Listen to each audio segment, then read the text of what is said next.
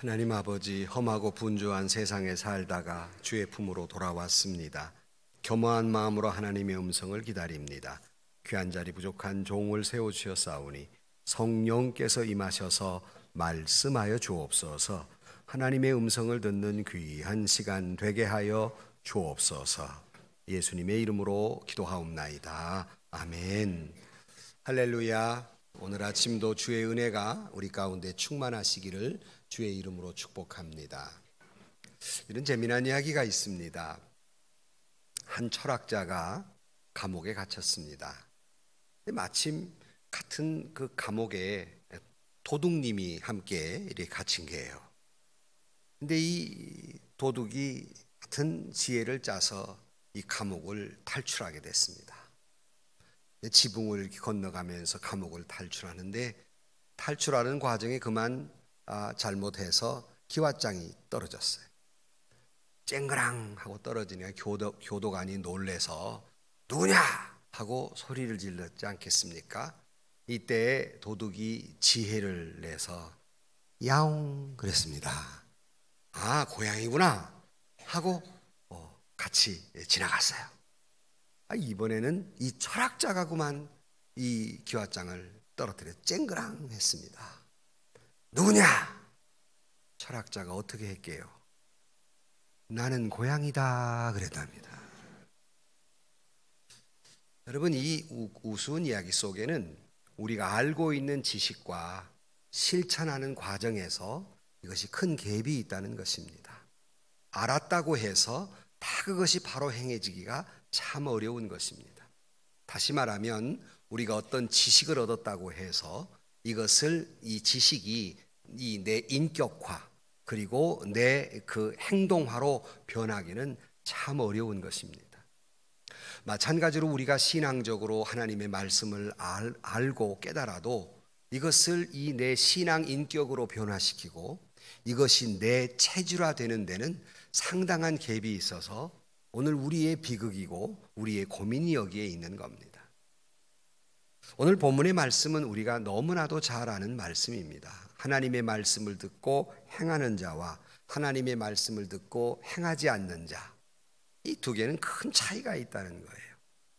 주의 말씀을 듣고 행하는 자는 마치 반석 위에다가 집을 지은 사람과 같고 주의 말씀을 듣고 행하지 않는 자는 마치 모래 위에 집을 짓는 자와 같다 하는 예수님의 유명한 비유의 말씀입니다. 여러분, 우리가 집을 지을 때 사실은 반석 위에 집을 짓기는 어렵습니다. 바위를 깨야 되기 때문에. 그러나 모래 위에 집을 짓기는 쉬워요. 그리고 대단히 빠릅니다. 그래서 집을 짓는 데 있어서 반석에 짓느냐 모래에 짓느냐 겉모양은 똑같습니다. 그것이 나중에 어디에 승부가 나느냐 하면 모래에 집을 짓든 반석에 집을 짓든 겉모양은 똑같으나 반드시 비가 오게 돼 있고 물이 흐르게 돼 있어요. 그러면 반석 위에 지은 집은 멀쩡하니 든든히 서 있지만 모래 위에 지은 집은 무너질 수밖에 없는 겁니다. 그래서 사람들은 더디고 힘들어도 단단한 바위 위에 집을 짓기를 원하는 것입니다. 어떻게 환경이나 역경이 나쁘다 할지라도 열심히 단단한 바위 위에 집을 짓는 튼튼한 집을 짓기를 바라는 겁니다. 왜냐하면 그 결과가 다르기 때문입니다. 오늘 본문의 말씀은 예수님께서 이렇게 말씀을 하십니다. 46절 말씀에 너희는 나더러 주여 나를 불러 주여 주여 하면서도 어찌하여 내가 말하는 것을 행하지 아니하느냐라고 질문을 하고 있습니다. 인생을 향한 중대한 질문 그 9번째, 너희들은 내 말을 듣고도 왜 행하지 아니하냐 하는 이 질문의 말씀의 의미와 그 뜻이 무엇인지를 다시 한번 깨닫고 진정 주의 말씀을 듣고 그것이 내 신앙 인격이 되고 그것이 내 삶을 변화시키고 그 말씀을 들은 대로 행동으로 옮기는 성숙한 신앙인들이 되시기를 주의 이름으로 간절히 축원합니다. 첫 번째 생각하는 것은 오늘 본문의 질문대로 어찌하여 행하지 아니하느냐 하는 질문입니다. 이 말씀은 여러분 예수님의 그 유명한 산상수훈, 산에서 말씀을 전하는 산상수훈, 마태복음에 기록이 되어 있고요. 오늘 본문은 산상수훈과 내용은 비슷하지만 평지수훈, 평지복음, 그래서 조금은 장소가 틀립니다. 그런데 공교롭게도 산상수훈이나 평지수훈이나 마지막 그 모든 가르침, 아주 중대한 신앙인으로서는 정말로 황금 같은 말씀입니다. 근데 이 말씀의 마지막 결론은 양쪽 다 바로 이 집을 짓는 문제, 행하는 문제로 예수님이 결론을 내고 있습니다. 그렇다면 이 말씀은 대단히 산상수훈 중에서도 가장 중요한 말씀이라는 것을 알 수 있습니다. 두 내용 다 이 말씀으로 결론을 내고 있기 때문입니다. 그런데 가만히 우리가 보면서 왜 행하지 아니하느냐 하는 질문이 누구에게 한 말씀일까? 여러분, 이 말씀이 누구에게 행했다고 생각하십니까? 믿지 않는 사람입니까? 그 말씀하는 그 대상이 누구이냐 하는 겁니다. 다시 조금 전에 읽은 말씀을 보면 너희는 나를 불러 주여 주여 하면서도 어찌하여 내가 말하는 것을 행하지 아니하느냐.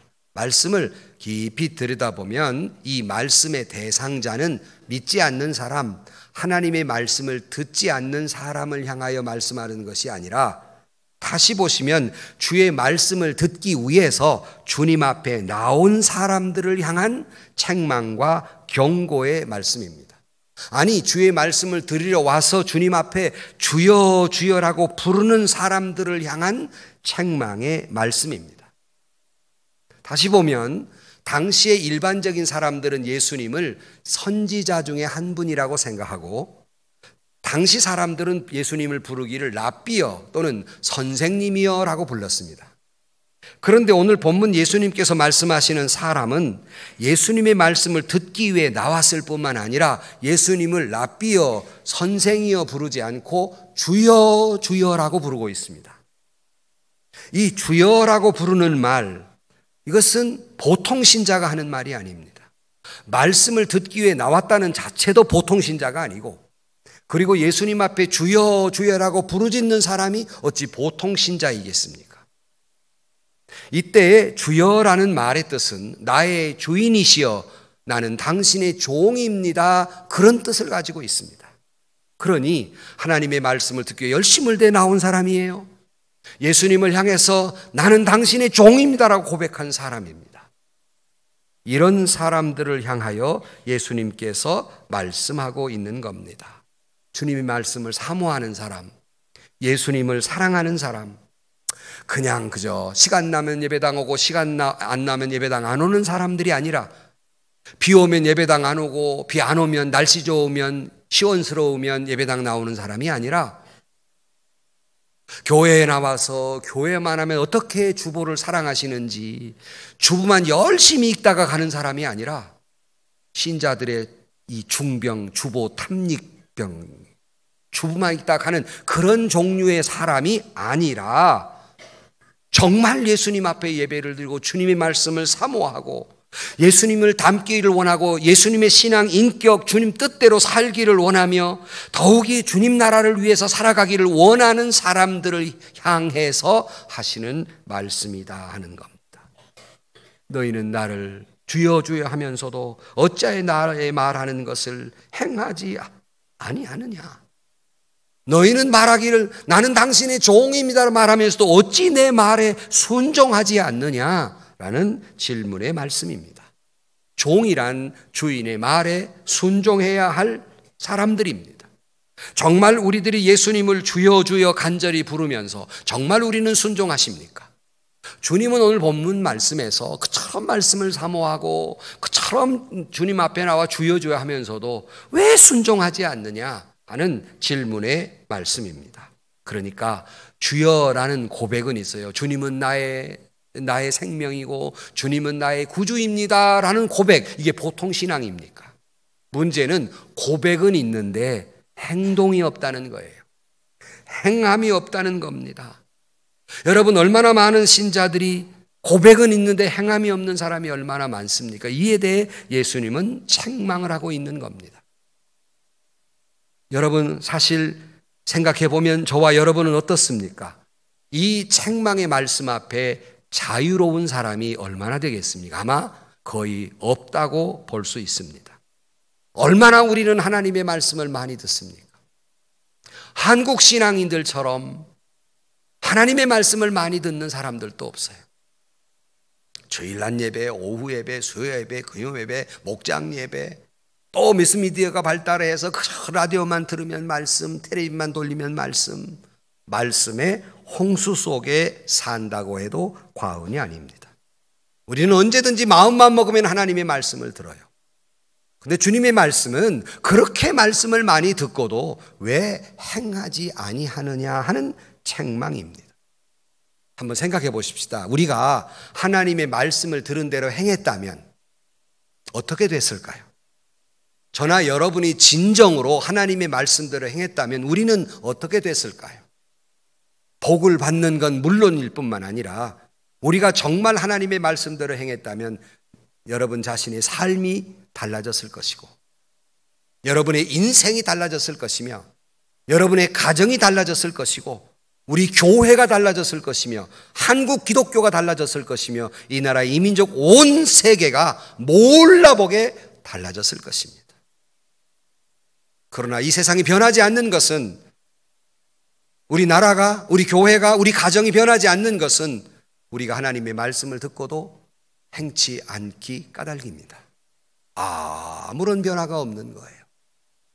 말씀을 듣는 것으로 끝나고 맙니다. 여기에 대한 예수님의 책망과 경고의 말씀, 다시 말하면 그렇지 못한 저 자신뿐만 아니라 우리 모두를 향한 주님의 책망의 말씀이다 하는 거예요. 정말 우리의 비극은요, 우리가 예수님을 안 믿어서 비극이 아니에요. 정말 우리의 비극은요, 하나님의 말씀을 듣고도 예수님의 말씀을 듣고도 행치 아니하는 자의 비극이 우리에게 있는 것이라 하는 말씀입니다. 내가 예수를 반대해서가 아니에요. 열심히 봉사도 해보고 열심히 믿어보려고 했는데도 불구하고 행치 아니하는 데 대한 비극이 우리에게 있다는 것입니다. 나의 말을 듣고도 행하지 아니하는 자의 문제예요. 근데 조금 더 생각해 보면요, 이것도 심각한 문제지만 행했는데도 문제가 있는 거예요. 복합적인 말씀입니다. 무슨 말씀입니까? 행치 않는다고 책망했으면 행했는데 왜 문제가 됩니까? 여러분, 얼마나 여러분 예배당에 와 예배를 열심히 드리십니까? 또는 또 열심히 봉사하는 분도 계세요. 행했는데요, 봉사하지 아니해서가 아닙니다. 예수님의 질문은 네가 정말 주일 낮 예배만 달랑하고 오후 예배는 나오지 않았지 않았냐, 이 질문이 아니에요. 수예배 하지 않았지 않았느냐, 금요기도회 하지 않았지 않았느냐, 새벽기도회 했느냐, 왜 행하지 않느냐, 이런 질문을 말하고 있지 않습니다. 내가 무엇을 행했느냐, 행하지 아니했느냐도 굉장히 중요한 질문이지만 조금 더 속으로 들어가서 행하였으되 어떻게 행하였느냐의 문제입니다. 봉사는 했으되 어떻게 봉사했느냐의 문제이고, 여기 수많은 분들이 예배를 드리지만 예배를 드렸는데 어떻게 예배를 드렸느냐 하는 것이에요. 무엇을 했느냐의 문제가 아니고 어떻게 했느냐의 문제라는 말씀입니다. 여러분, 유대인이 생각하는 것처럼 유대인들이나 당시 서기관들, 바리새인들은 율법을 지키기 위해 둘째가라면 서러워하는 거룩을 위해서 살아갔던 사람입니다. 문제는 어떻게 행했느냐, 그들은 외식했습니다. 남들에게 보이고자 했다는 말씀입니다. 그러므로 주님이 너희가 왜 행하지 아니했느냐라는 질문은 행했느냐 행하지 아니했느냐도 중요하지만 행했으나 무엇 때문에 행했느냐 하는 거예요. 바리새인들처럼 남들에게 보이려고, 그럴듯이 보이려고 행했느냐, 아니면 진정으로 예수님의 인격을 가지고 예수님의 마음으로 그것을 행했느냐의 질문입니다. 나름 여러분 봉사하셨습니까? 헌신하셨습니까? 열심히 예배 드리셨습니까? 어떤 마음으로, 어떤 태도로 예배를 드리셨습니까?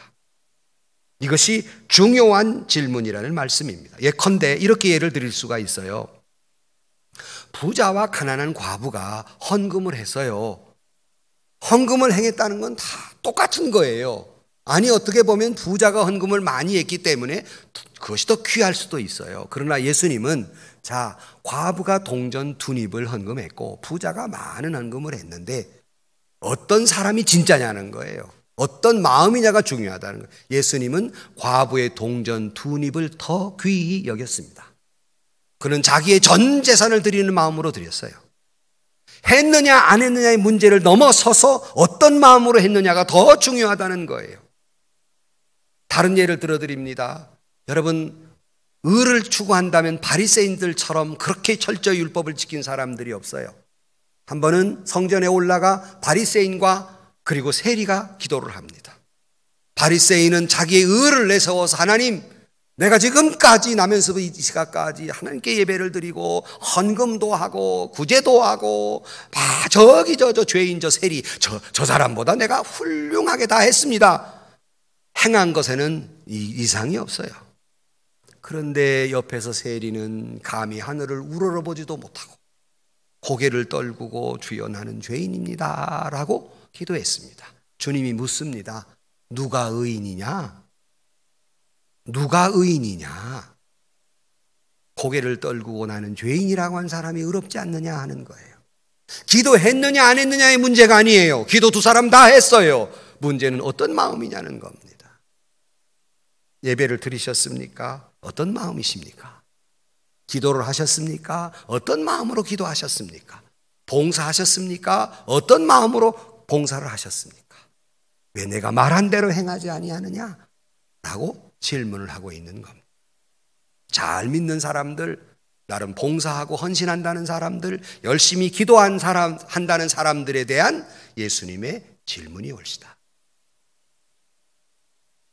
그러면 행치 않는 자와 행하는 자에 대해서 주님이 내가 여기에 대해 한번 비유로 말해보겠노라 하는 말씀이 오늘 집을 짓는 자의 비유의 말씀인 겁니다. 마태복음 7장 24절에는 이 비슷한 말씀을 하면서 시작을 어떻게 하냐면, 그러므로 누구든지 나의 이 말을 듣고 행하는 자는 그 집을 반석 위에 지은 지혜로운 사람 같다 그랬어요. 그리고는 오늘 본문은 47절 말씀에 내게 나와 내 말을 듣고 행하는 자마다 누구와 같은 것을 너희에게 보이리라. 그런 사람이 어떤 사람과 같으냐 하는 것을 내가 너희에게 보여주겠다라고 말씀하면서 이 주초를 놓는 이야기, 집을 짓는 이야기를 말씀하고 있습니다. 48절 말씀에 집을 짓되 깊이 파고 주초를 반석 위에 놓은 사람과 같으니 큰 물이 나서 탕류가 그 집에 부딪히되 잘 지었기 때문에 능히 요동하지 못하게 하였거니와, 듣고 행하지 아니하는 자는 주초 없이 흙 위에 집을 지은 사람과 같으니 탕류가 부딪힘에 집이 무너져 파괴됨이 심하니라 하시니라 그랬습니다. 여러분, 적어도 겉모습은 멀쩡합니다. 겉모습은 비슷해요.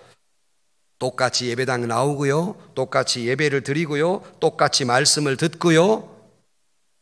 문제는 조금 전에 말씀드린 대로 어떻게 주초를 어디에다 놓아있냐에 따라서 엄청난 차이를 보이고 있다는 것입니다. 말씀은 똑같이 들었는데, 예배는 똑같이 행했는데, 그가 말씀을 들은 대로 어떻게 행하냐에 따라서 한 사람은 모래 위에 집을 지은 사람과 같고 한 사람은 반석 위에 집을 지은 사람과 같다. 승부는 여기서 난다 하는 말씀이에요.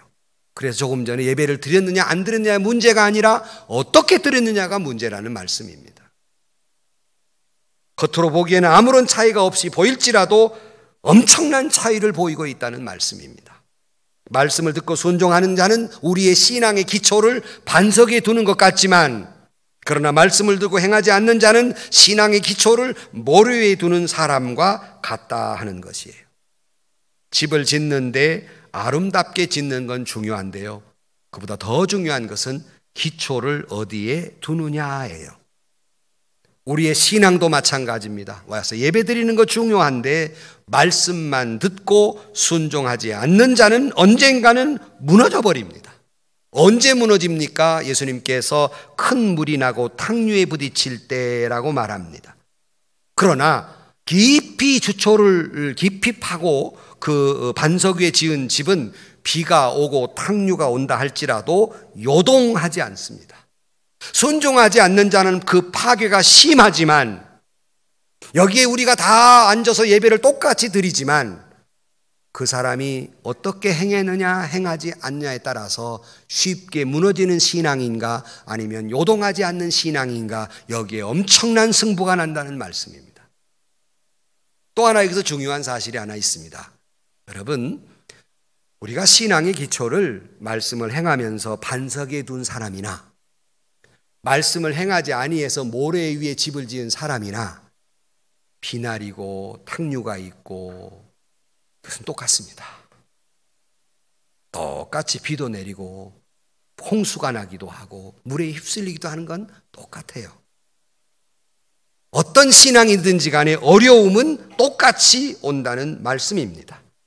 그러나 그 기초를 반석 위에 둔 사람은 아무리 비바람 눈보라 홍수가 나도 든든히 서 있어 요동하지 않는 신앙이지만, 행동하지 않는 모래 위에 집을 지은 신앙인은 조금만 어려움에서도 무너져 버리고 시험 들고 좌절하고 낙심하고 그 믿음이 무너져 버리고 만다는 것입니다. 여기에 엄청난 차이가 있다는 말씀입니다. 조그마한 풍랑이 불어와도 어찌할 바를 모르고 쉽게 두려워하고 지난번에 말씀드린 근심하고 걱정하고 신앙 인격마저도 무너져 버리는 이런 결과를 낳게 된다는 말씀입니다. 그런 거로 성도 여러분, 우리는 하나님의 말씀에 완벽할 수는 없지만 그러기에 우리의 신앙의 기초를 반석에 두기 위해서 여러분 말씀을 들은 대로 행동하며 살기로 몸부림치며 살아가는 저와 여러분들이 되실 수 있기를 주의 이름으로 간절히 축원합니다. 그러기에 우리는 지금 당신은 어떤 집을 짓고 있습니까? 여러분은 지금 어떤 집을 짓고 있습니까? 하는 거예요. 여기서 우리가 의문이 하나 생겨요. 왜 그러면 사람들은 말씀을 들을 때는 순종하려고 듣는데 왜 순종하지 못하는가? 말씀을 듣고도 왜 행하지 못하는가? 그 까닭이 무엇일까 하는 거예요. 그건 집을 짓는 거 생각하면 금방 알아요. 여러분, 모래 위에 집을 짓는 집이 돈이 많이 들겠습니까? 반석 위에 집을 짓는 집이 돈이 많이 들겠습니까? 또 집을 지어 봐서야 알지. 우리 교회를 여길 짓는데요, 이게 본래 한 7m 구렁이에요. 깊었어요. 그런데 그 밑들도 팠어요. 모래가 나오는 거예요. 그런데요, 적당히 파니까 바위가 나왔어요. 우리는 팔 것도 없고 못할 것도 없고 바위 위에 그냥 지어서 안심하십시오, 이 집은 안 무너질 거예요. 그런데 여러분, 어떤 교회는요 집을 지자고 대지를 샀어요. 1m밖에 안 팠는데 거기에 바위가 나오기 시작해요. 이걸 깨서 이걸 퍼붓는 데만 1년 반이 걸렸답니다. 그러니 그 노력과 돈이 얼마나 많이 들었겠어요. 사실 반석 위에 집을 짓는다는 것은 사실은 노력과 그리고 물질이 엄청나게 들어가게 돼요. 우리 교회는 하나님 은혜 주셔서 그냥 거기다 올렸지만, 그러니까 사실은 반석 위에 집을 짓는다고 하는 것은 많은 희생과 시간과 노력과 헌신이 필요한 거예요. 그러므로 사람들은 하나님의 말씀에 순종한다는 것은 이에 따른 대가가 있어요. 이에 따른 자기 희생이 있어요. 이에 따른 자기 십자가가 있어요. 그러니까 못 짓는 거예요. 그러니까 순종 못하는 거예요. 희생하고도 싶지도 않고 대가를 지불하고 싶지도 않고 십자가를 지고 싶지도 않고 그냥 적당히 예수 믿는 거예요. 그것을 우리는 값싼 은혜를 구한다 그래요. 우리는 은혜와 축복을 구하면서도 자기 희생이 없어요. 자기 헌신이 없어요. 자기 봉사가 없어요. 그러고도 하나님의 은혜를 구하는 것을 값싼 은혜를 구하는 사람들. 예수님은 우리를 위해 당신의 생명을 던졌는데 내가 너를 위해 내 몸을 드렸구만 너는 나를 위해 무엇을 주느냐? 찬송가 가사에 있어요. 그러기에 우리는 반석에 집을 짓기를 어려워하는 겁니다. 여러분, 사실 세상에 살면서 여러분 특별히 직장 생활 하다 보면 어쩔 수 없게 술자리를 가야 되는데 이걸 거부하면 불이익을 당하기도 하고 왕따를 당하기도 하고, 때로는 내가 신앙인이기 때문에 그럴 수 없는 자존심을 상하기도 하고 여러 가지 손해를 보기도 하고 억울한 일을 당하기도 하고, 이거 싫으니까 행하지 않는 겁니다. 이런 꼴 당하지 싫으니까 행하지 않는 거예요. 적당히 믿는 것도 아니고 안 믿는 것도 아니고 이런 신앙을 갖게 되는 겁니다. 누가복음 9장 23절 말씀에 주님은 뭐라고 말씀하셨습니까? 누구든지 아무든지 나를 따라오려거든 자기를 부인하고 날마다 자기 제 십자가를 지고 나를 쫓을 것이니라. 중요합니다. 한 번만 십자가를 지라는 게 아니에요. 날마다 제 십자가를 지고 쫓으라 그랬어요. 예수 믿는 것은 십자가를 벗는 게 아니라 십자가를 지는 거예요. 그런데 우리는 날마다 십자가를 지는 게 아니라 날마다 주님이 십자가를 좀 벗어나게 해 주옵소서라고 기도해요. 그러니 행할 수가 없지요. 제가 그래서 이 대목에 늘 그저 조크로 그런 말씀을 드리잖아요. 여러 번 말씀을 드렸습니다마는 한 번은 스님들끼리 중대한 회의를 했어요. 누가 이걸 희생하고 감당할 것이냐. 결론이 안 나요. 그러니까 한 젊은 스님이 벌떡 일어나더니 그러더랍니다. 할 수 없지 뭐. 그러면 내가 십자가 져야지. 그러고 일어나더래요. 웃을 일이 아니라 중도 십자가를 진대는데 예수 믿는 사람이 십자가를 안 지려고 그래요. 중도 십자가를 진다는데 교회 리더들이 십자가를 안 지어요. 중도 십자가를 진대는데 그러니 행할 수가 없는 거지요. 그걸 행동으로 옮길 수가 없는 거예요. 여러분, 예수님이 뭐라고 말씀하셨습니까? 예수 믿는 것은 넓은 문으로 가는 게 아니다. 좁은 문으로 가는 거다. 이 말은 어려운 거다라는 거예요. 신앙생활은 쉬운 게 아닙니다. 그러기에 참 어렵습니다. 십자가를 지고 가야 하기 때문에, 그것도 날마다 지고 가야 하기 때문에 그렇습니다. 여러분은 예수 믿은 다음에 주님을 위해 뭘 손해 보셨습니까? 어떤 십자가를 지셨습니까? 여러분은 진정 참 제자입니까? 아니면 거짓된 제자입니까? 십자가를 지고 있냐에 따라 여기가 달라지고 있는 거고, 또 하나는 그가 진정으로 말씀에 순종하는 자와 달라지는 겁니다. 인생을 호흡하며 산다는 것은 인생의 집을 짓는다는 것입니다. 조금 전에 말씀드린 대로 우리가 하나님의 말씀을 완벽하게 다 지킬 수는 없지만 그래도 그 말씀대로 살아보려고 몸부림은 쳐야 하지 않겠습니까? 무릎 꿇어 기도해야 하지 않겠습니까? 눈물로 회개해야 되지 않겠습니까? 이것이 참 제자가 아니겠습니까? 여러분은 예수님의 참 제자입니까? 거짓된 제자입니까? 다시 말씀드리지만 거짓된 제자는 말씀을 순종하여 그 추초 위에 놓지 않고 모래 위에 집을 지은 사람과 같습니다. 때로는 너무나 바쁘다는 이유로, 때로는 말씀에 따라 살기 어려우니까 오히려 엉뚱한 데 정력을 다 쏟아버립니다. 그러나 참된 신앙에는 주여 말씀하여 주옵소서, 말씀만 하옵소서, 종이 듣겠나이다 하는 태도로 살아가는 사람입니다. 여러분은 어떤 집을 짓고 있습니까? 예수 믿는다고 하는 것은 면벽을 하고 도통하는 게 아니에요. 예수 믿는다는 것은 진리의 말씀을 깨달으려고 20년을 도통하는 게 아닙니다. 그런 경지에 이르는 게 예수 믿는 게 아니에요. 예수 믿는 건 단순합니다. 그냥 이해하고 순종하는 겁니다. 말씀하시면 내가 따르리이다 순종하는 단순한 것이 예수 믿는 거예요. 여기에 내 생각이 들어가고 내 철학이 들어가고 내 가치관이 들어가고 내 환경이 들어가고 내 처지가 들어가고 이러기 시작하면 이제 철학을 하기 시작하고 면벽하고 도통하려고 그래요. 그건 신앙이 아닙니다. 그냥 말씀하시면 어린 아이와 같이 이해하는 거예요. 그래서 예수님께 뭐라고 말씀하셨습니까? 이런 어린 아이와 같은 자가 천국의 큰 자다. 이 말은 철없으라는 말이 아니에요. 아이들처럼 순수하게 하나님의 말씀에 이해하고 살라는 말씀입니다. 이게 천국에서 큰 자라는 말씀입니다. 여러분은 그 말씀에 따라 순종하십니까? 아니면 날마다 사색하고 사십니까? 신앙은 사색이 아니라 행동입니다.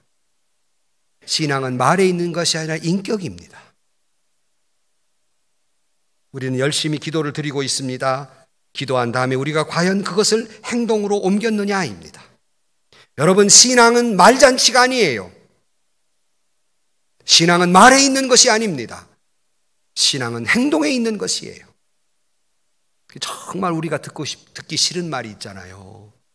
한국 사람들, 예수 믿는 사람들 천국 가면 뭐만 동동 뜬다? 입만 동동 뜬다. 말만 살아서. 정말 듣기 싫은 얘기입니다. 그러나 여기에 자유로울 수가 없는 것이 우리의 비극이에요.